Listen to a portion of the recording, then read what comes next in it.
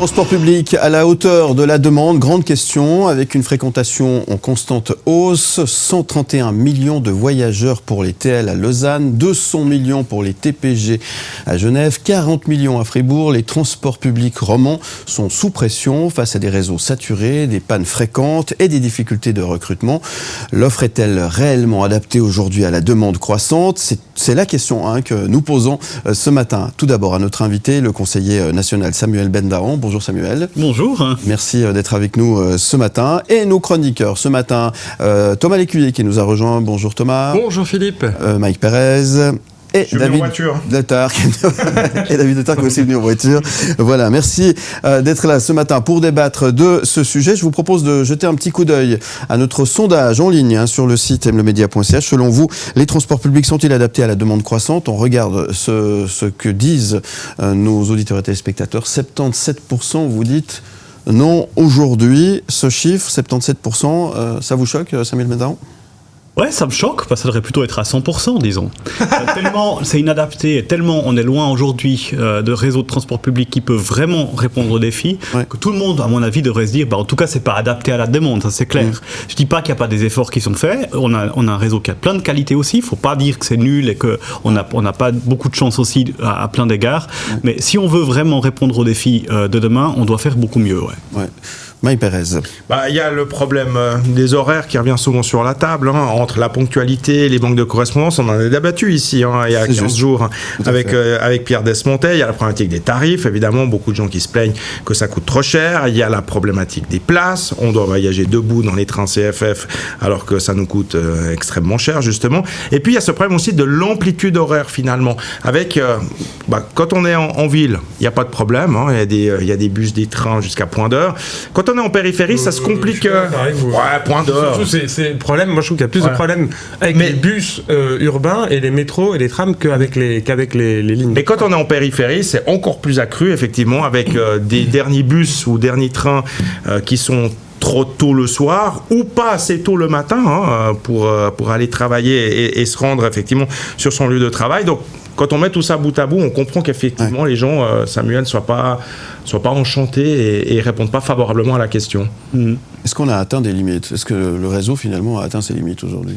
Le réseau tel qu'il est là, il a atteint ses limites, mais la réalité, c'est que, il faut se projeter et regarder comment ça se passe à d'autres endroits. Il y a des villes beaucoup plus urbanisées, beaucoup plus denses que la Suisse, je sais pas, Tokyo par exemple, et où le réseau de transport public peut s'adapter. Donc, il faut juste pas dire c'est impossible. Ça, c'est absolument faux. On peut créer des réseaux de transport public qui ont des capacités nettement plus grandes qu'aujourd'hui, qui sont beaucoup plus rapides. Je pense que beaucoup l'enjeu, c'est les cadences.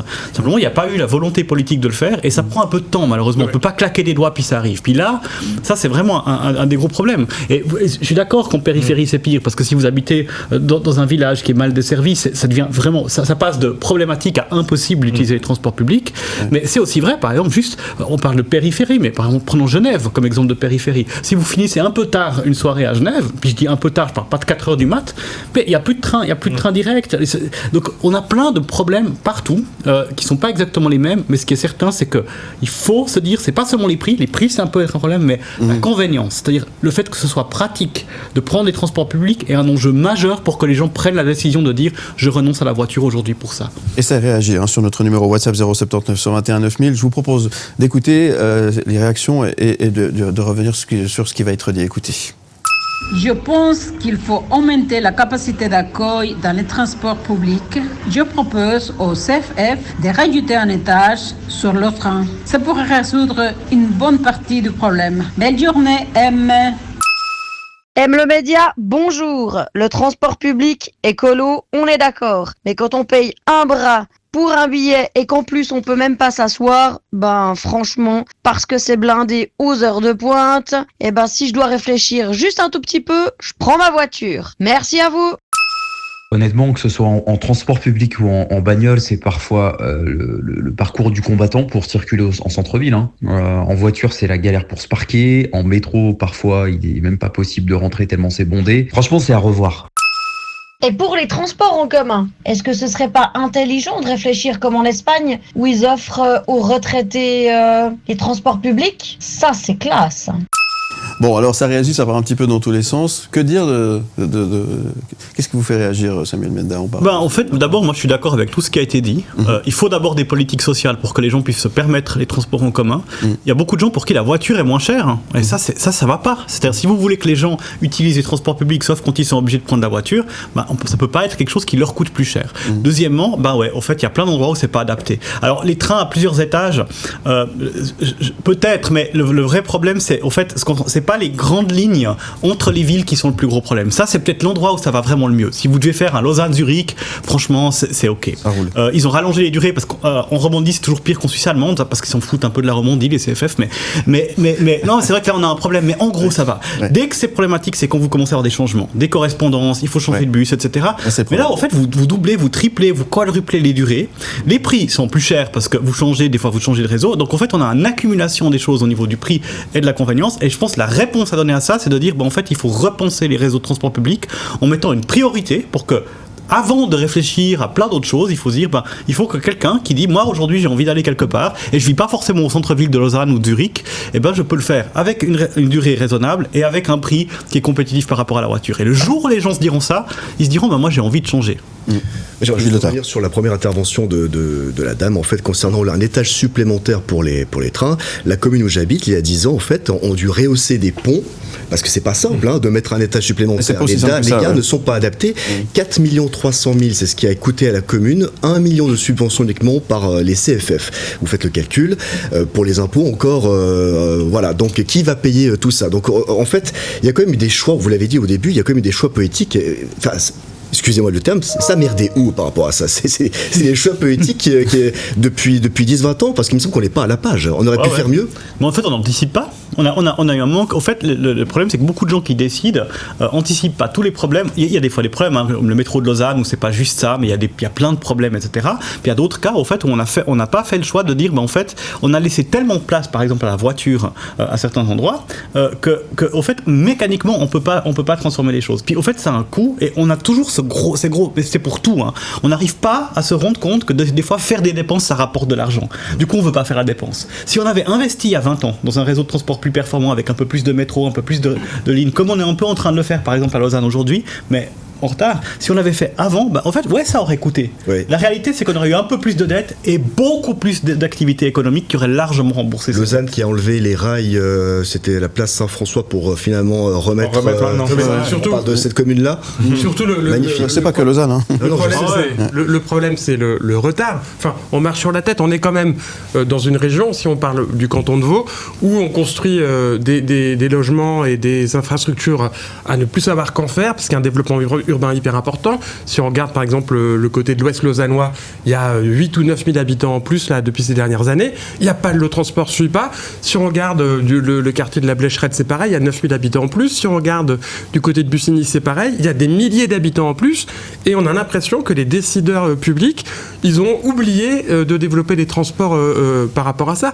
Aujourd'hui, on a des milliers d'habitants en plus et les bus... Bon, il y a le tram qui arrive. Enfin, le tram, il va arriver dans 3-4 ans. Oui, on aurait peut-être dû les construire avant de construire les... Oui, c'est ça, le M3 qui devait arriver, moi j'ai visité le musée historique de Lausanne hier, à la fin de la visite, il a dit, et en 2018, nous commencerons la construction du M3. Ouais. Franchement, c'est une blague. On est en 2025, il n'y a même pas encore J'aimerais quand même juste dire un truc par rapport à ça. Moi, je suis 100% d'accord, mais il y a un point qu'il faut dire, c'est où est la culpabilité? Parce que moi, pour moi, c'est les pouvoirs publics. Ouais, mais alors justement, c'est là où j'aimerais juste mettre un petit bémol sur la question, parce que c'est important de se rendre compte.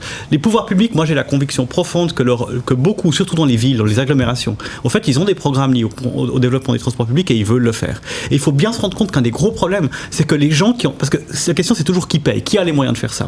Et au fait, on a construit une société où les gens qui vivent en ville et qui vivent dans les agglomérations bien desservies par les transports publics ne sont pas des gens qui ont autant de moyens que ceux qui ont les moyens d'aller vivre dans des monstres propriétés au bord du lac de Zurich ou des fois au bord du lac Léman avec et qui ont pas besoin de transport public, qui s'en foutent parce qu'ils ont des voitures et puis qu'ils ont les moyens de se déplacer en jet ou en yacht. Et le problème, c'est ça, c'est qu'on n'a pas aussi construit une politique qui permet de financer ça en demandant à tout le monde d'être solidaire. Et donc d'un côté, on a une concentration de richesse, c'est des gens qui en fait n'utilisent pas les transports publics parce que c'est pas bien pour eux, et puis qu'ils ont largement les moyens de faire autrement. Et puis le reste de la population qui est coincée avec pas assez de moyens, parce que les pouvoirs publics, c'est pas seulement qu'ils veulent pas, ça c'est vraiment une partie du problème.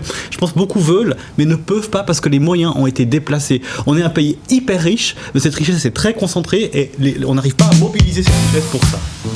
Samuel Bendin, notre invité Conseil national, merci d'être avec nous. Je rappelle que nous vous posons cette question aujourd'hui, question sondage sur le site mlemedia.ch. Selon vous, les transports publics sont-ils adaptés à la demande croissante? Est-ce que ça bouge? Sur le site mlemedia.ch, on jette un petit coup d'œil à notre sondage. 81%, vous dites non, ça commence à monter.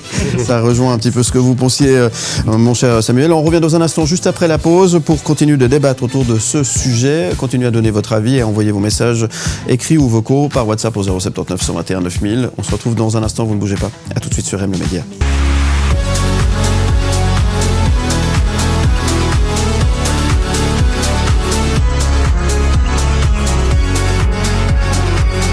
Ni pour, ni contre, bien au contraire. Ni pour ni contre, bien au contraire. Deuxième partie. Selon vous, les transports publics sont-ils adaptés à la demande croissante? On en débat ce matin avec le conseiller national Samuel Bendin. Merci d'être avec nous, Samuel, avec David Letard, avec Mike Pérez, avec Thomas Lécuyer.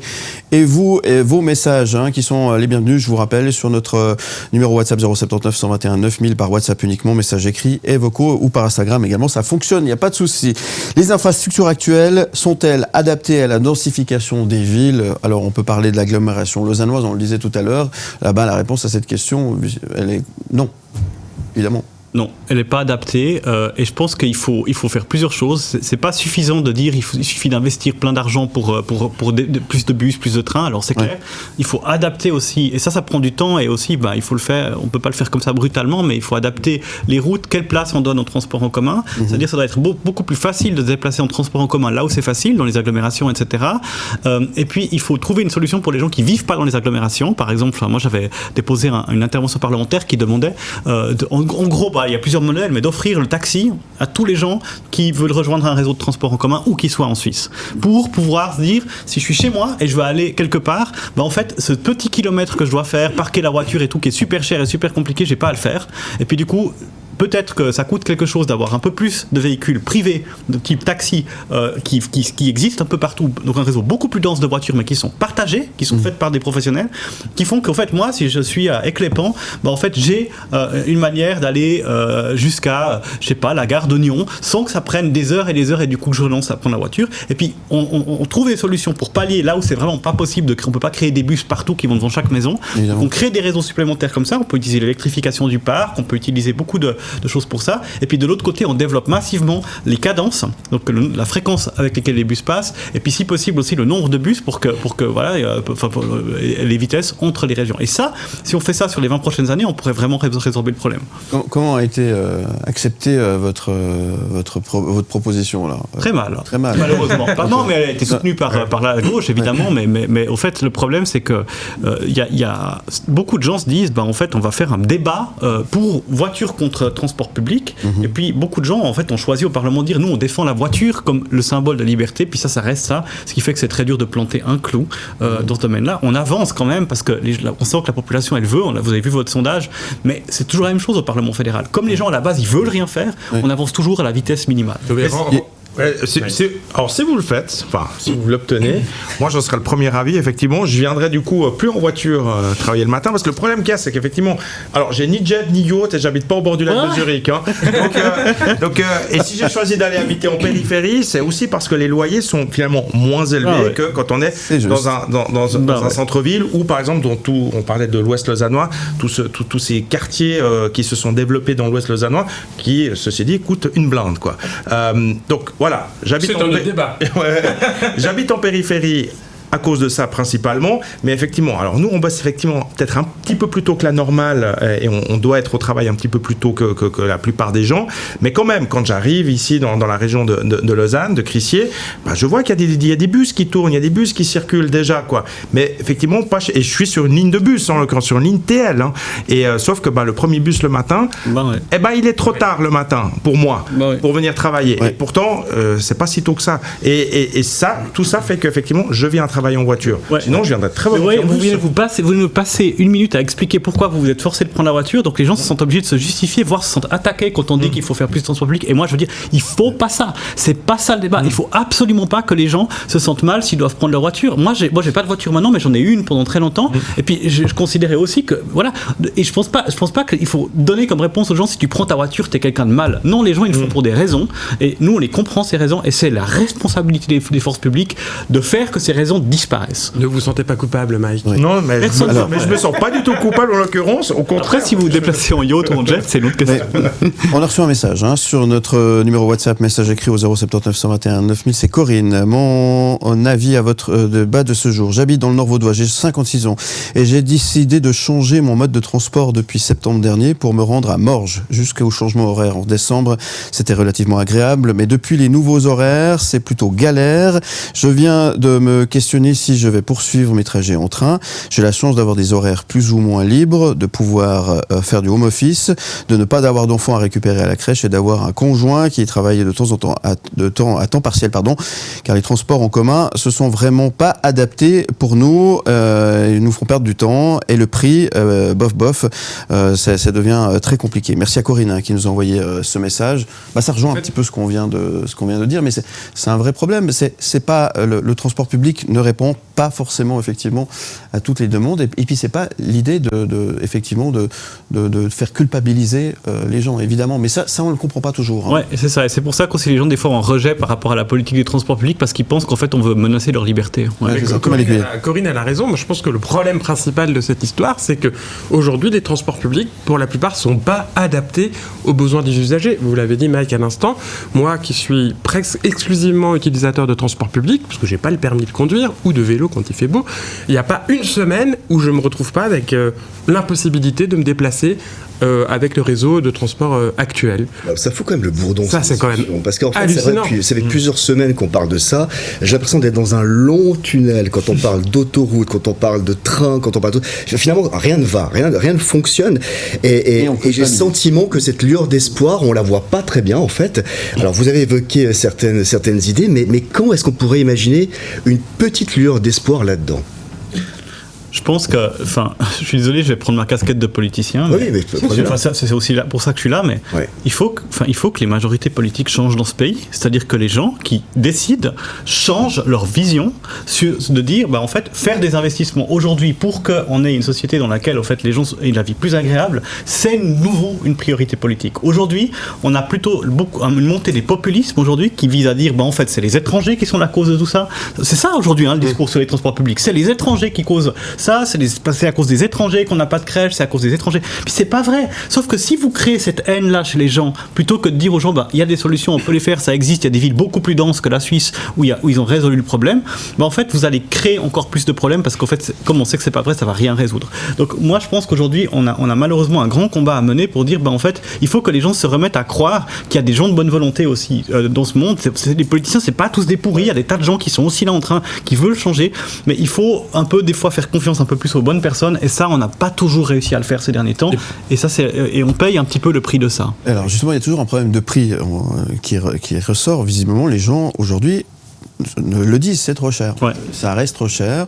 Il y a une initiative qui a été proposée, d'ailleurs on a reçu ici même, j'ai oublié son nom, pardonnez-moi, qui représente un collectif qui voudrait que les transports publics soient gratuits. Aujourd'hui, quel est l'avis du Conseil national Samuel Bendaon par rapport à ça ? Est-ce que finalement ça compliquerait pas encore plus les choses ? Déjà là c'est compliqué, si c'est gratuit, tout le monde prendra les transports publics.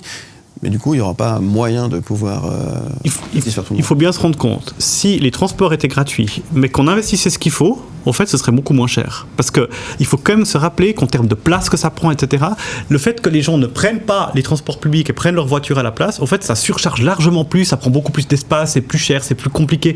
En fait, un bon réseau de transport public reste beaucoup moins cher qu'un réseau mélangé entre un réseau de transport public plus des voitures privées. Donc j'aimerais quand même le dire, si on avait un réseau qui était vraiment performant, on aurait des voitures là où c'est vraiment nécessaire, parce que ça restera nécessaire, ça va jamais disparaître, mais il y aura que là où c'est nécessaire. On gagnera énormément d'espace, de terrain, terrasses dans les villes de bien-être et des transports publics plus performants, et ça c'est moins cher. Maintenant évidemment, juste rendre gratuit les transports publics sans trouver un moyen de financement différent, ça c'est dramatique parce que vous affaiblissez le réseau. Donc moi je suis pour en théorie les transports publics gratuits, mais évidemment ils doivent être financés, c'est pas vraiment gratuit, quelqu'un paye et ça doit être financé solidairement. Donc on paye déjà dans les impôts. Oui, mais évidemment, la part qu'on paye hors impôt, en fait, si on l'enlève puis qu'on la compense pas, finalement, on va juste encore moins avoir des bons transports publics. Donc, par contre, je trouve bien. Juste la chose importante, c'est de rappeler que l'utilisateur des transports publics, souvent, ils ne rendent pas que service à lui-même. Ils rendent service aux autres en renonçant à prendre une voiture. Et reconnaître ça en disant, finalement, on va financer le fait que les gens prennent plutôt les transports publics que d'autres choses, ça, c'est une manière intelligente de réfléchir à la mobilité. Ouais. Il y a eu un projet à Sion dernièrement avec des navettes autonomes, les hub pods, je ne sais pas si c'est juste comme ça que je dis. Quel est votre avis là-dessus ? Est-ce que c'est finalement la solution ? Je vois que dans d'autres pays, ça fonctionne plutôt bien. Est-ce que ça pourrait être une solution pour la Suisse ? Oui, tout à fait. Je pense que des réseaux de véhicules autonomes ou pas, mais en tout cas, ou taxis ou autres, qui permettent de... En fait, personne n'aura des bus devant chez lui tous les jours, toutes les 3 minutes, c'est pas possible. Donc comment vous faites avec tous les gens qui n'ont pas ça ? En fait, il faut des réseaux comme ça. Et ça, on peut le faire aujourd'hui. On a des technologies qui se développent. La Suisse pourrait être pionnière pour ça. Donc oui, je pense que l'innovation peut aider, surtout pour les régions périphériques. Après, dans les régions plus denses, c'est vraiment des bons réseaux performants, type métro, tram, train, et aussi bus, mais au fait c'est ces réseaux qui peuvent être fréquents et puis d'ailleurs qui sont en partie autonomes aussi, si on voit le métro de Lausanne. Voiture autonome, donc je pense qu'Elon Musk a de l'avenir ici en Suisse. Alors non, pas lui, s'il vous plaît. Je vous cherchais. Restons. J'attendais cette réaction. On a raison. Thomas Lécuyer, vous avez 30 secondes. S'il vous plaît. Déjà, il faut rattraper le retard en termes d'infrastructure. Et puis David, pour vous rassurer un peu, moi j'ai l'impression que tous ces enjeux-là, desquels on discute depuis plusieurs semaines, les autoroutes, la ponctualité, le monde dans les transports, enfin tout ça c'est lié. Effectivement, si un bon transport, un bon réseau de transport public existe, la circulation sur les autoroutes, la circulation en ville, les problèmes de parking, il y aura plein de choses qui seront résolues. Le prix, ça en amont. Oui, mais c'est encore une fois. Je dois aussi sur moi par rapport à des votations hautes. Peut-être j'ai pas été exemplaire par rapport à ça, mais je me dis quand même on a un sacré retard par rapport à d'autres villes. On a un sacré retard et peut-être qu'on est en train de payer maintenant. Même on le paye maintenant, je suis persuadé. Selon vous, les transports publics sont-ils adaptés à la demande croissante ? Alors visiblement sur notre sondage, vous êtes une majorité à dire que non. Selon Samuel Bendahan, vous pourriez être encore un peu plus que ça. Grosso modo, c'est ça. Hein, ouais, Samuel Bendahan. Le mot de la fin pour le dernier tour de table, Samuel Bendahan. Voilà, maintenant il faut que les gens se réveillent pour un point, c'est qu'avec tout ce qu'on a dit de négatif, j'aimerais quand même dire, premièrement, la Suisse, elle a aussi plein d'avantages, donc il ne faut pas tout critiquer, il y a aussi plein de choses qui se passent bien, la ponctualité, enfin, il n'y a pas tout qui est mal, mais surtout, deuxièmement, on peut faire mieux, on peut y arriver. La Suisse peut, elle a les moyens, la capacité, et 3, il y a des villes et des pays qui ont plus de défis que nous et qui ont réussi à le faire. Donc, pas sombrer dans le désespoir et se dire, on va plutôt se réveiller en se disant, je vais m'engager pour que demain, les gens qui sont à la place et qui peuvent prendre des décisions soient ceux qui vont décider pour le bien commun. C'est pas trop tard. C'est pas trop tard. Non. C'est pas trop tard. On est à la traîne, c'est trop tard, mais on peut rattraper ce retard. On peut rattraper comme ça. Bon, très bien. Merci beaucoup Samuel Bendahan, conseiller national, d'être venu nous aider à débattre sur ce sujet ce matin. David Letard, 30 secondes. Ouais, c'est trop tard déjà, mais bon, je suis prêt peut-être qu'à la retraite. D'ici là, ça ira mieux quand je serai à la retraite. Je suis pas sûr. Non, mais j'espère qu'il y aura. La Suisse a tellement pour bien faire, vous l'avez dit, c'est tellement bien, donc si bien que les choix politiques seront très très importants et quelle que soit la voie choisie. Voilà. Bien. Thomas Lécuyer, 30 secondes. Le retard dans le développement des infrastructures liées au transport est effarant. J'en veux pour preuve, donc, 2018, c'était censé être le démarrage du chantier du M3. 7 ans après, toujours rien. C'est quand même assez scandaleux. Et moi, je trouve que les pouvoirs publics, notamment, ainsi que les entreprises qui gèrent ça, sont dans l'incapacité chronique de développer ça, et c'est scandaleux. Mike Pérez. Je me réjouis que Samuel Bendahan me file le numéro de téléphone du taxi qui viendra me chercher justement tous les matins pour m'amener sur une ligne de bus qui est opérationnelle déjà à 6h du mat. Ce sera une app.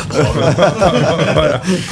Non mais à regretter le projet Suisse Métro, qui était une belle idée et qui aurait aujourd'hui, qui serait presque terminé ou terminé et qui nous permettrait peut-être d'éviter ce genre de discussion. Mais c'est le genre de projet qui va permettre d'améliorer les relations très rapides entre des endroits qui sont loin, mais qui va pas du tout faire quelque chose pour la périphérie. périphérie. C'est pas le même type de problème. Ouais. On peut aller très vite à Zurich, mais toujours pas très vite. On met plus de temps pour aller de Renan à je sais pas, Échandon que de Renan à Zurich. Puis ça. Merci Samuel Bendaon. Demain, nous parlerons d'un tout autre sujet. Peut-être que ça vous intéresse, vous avez certainement un avis là-dessus. Le métier de policier fait-il encore rêver ? Bien, nous recevrons Jean-Christophe Sautrel, commissaire principal de la police cantonale vaudoise. Il viendra là juste avant de recevoir les nouvelles recrues de police et de policiers et de gendarmes. On parlera de ce sujet. Le métier de policier fait-il encore rêver selon vous ? Votre avis nous intéresse. Ça se passe sur le site mlemedia.ch. N'hésitez pas à donner votre avis. Samuel Bendaon, vous voulez pas vous recycler en policier, non ? Oui, non ? C'est un beau métier à la base. Oui. Le fait de défendre et de protéger la sécurité des gens, c'est vraiment l'essentiel. Donc oui, c'est une super mission. Après, je suis pas sûr d'avoir les qualifications pour tous les métiers de la police, mais la sécurité est aussi un domaine important pour les gens. Ça vous fait pas rêver. Merci beaucoup, en tout cas, bonne journée. Merci, bonne journée. On vous retrouve aussi en podcast et en image sur le site mlemedia.ch. Où tu veux.